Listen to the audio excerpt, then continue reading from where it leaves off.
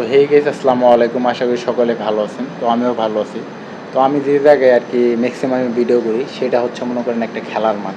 সেই খেলার মাঠে আর কি কিছু কিছু গ্রুপ আছে। তো এই গ্রুপে শনিবারে খেলা, রবিবারে খেলা।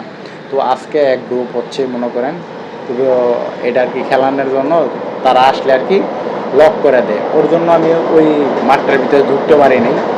তো এটা হচ্ছে আপনার নতুন একটা আর কি পার্ক আর কি। তো ওই পাশে সিঙ্গাপুরিয়ানরা থাকে।